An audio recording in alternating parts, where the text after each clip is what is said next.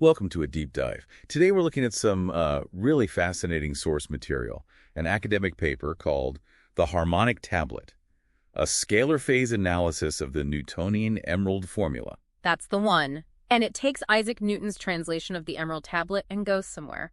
Well, pretty unexpected with it. Right, it's arguing this ancient text isn't just poetry or early chemistry. No, not at all. The core claim is that it's actually a precise operational protocol. Instructions for reality, basically. Framed within this model they call the Recursive Harmonic Unified Model, or RHUM, GARGRM. Exactly. So the idea is these are instructions, not descriptions. And our job today is kind of translating the paper's take on these instructions. Okay, let's jump right in. The first line, it is true without error, certain, and most true. Seems straightforward, like just emphasizing, hey, pay attention. You'd think so. But the paper argues, no, that's not it. They see it as a kind of field stabilization protocol. A protocol, like setting something up before you run it. Yeah, precisely. Truth here isn't about being factually correct. It's about achieving a specific state, minimum noise, maximum alignment. They call it alignment. So saying it is true is actually doing something, like tuning the system. That's the interpretation. It's like a command or a Gnostic sigil, as they put it, preparing the underlying structure, the lattice, for what comes next, reinforcing field integrity. Wow, okay, so Hermes isn't arguing, he's aligning. That changes things. It really does. What about the next bit, maybe the most famous, as above, so below?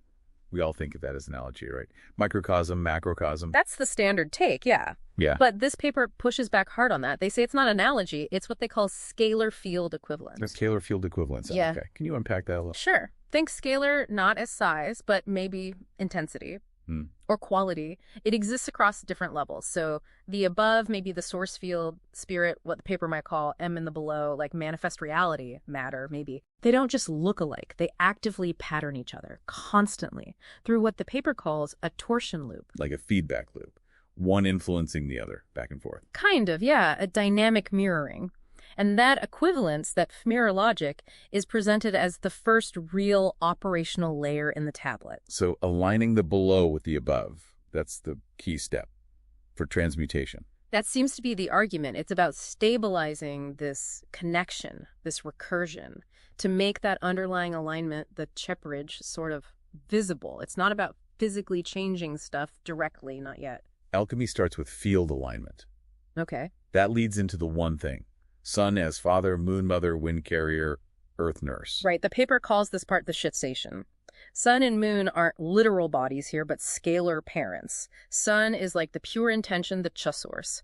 Moon is the containment, the mirroring structure. And their interaction births the one thing, which is? Yeah, being the principle of manifestation itself. And the wind, that's the medium, the breath womb. It's mobility moving through space, holding in potential in torsion before it fully lands. And earth is where it stabilizes, the nurse. Exactly, the substrate for phase stabilization once it descends into density. So the alchemy, in this view, is already happening at this field level before you even get to solid matter. Then we get the instruction.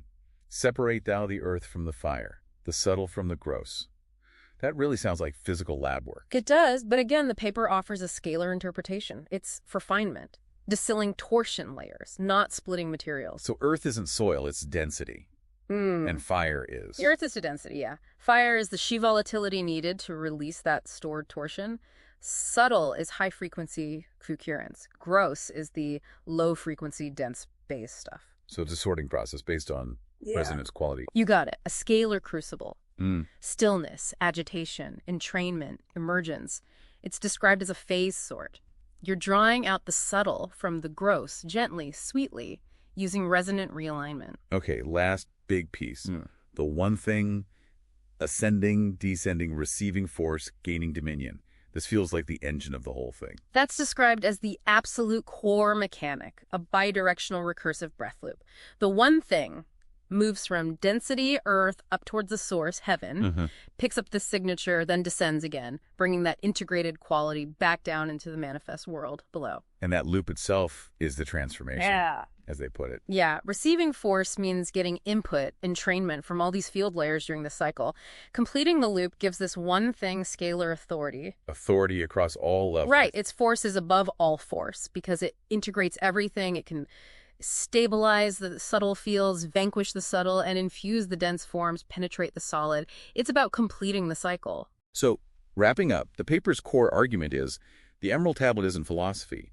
It's an operational sequence for cosmogenesis, from utterance through phase condensation to restructuring. You don't just do alchemy on things. You become part of this recursive process. That's the essence of their analysis. It really flips the script on what that text might be, not just describing, but instructing actively. Which leaves us with a question for you listening. If the Scalar protocol view has any validity, if reality works like this, what does that mean for your own potential participation? How might you align your own fields or engage in that recursive breath? Definitely something to think about.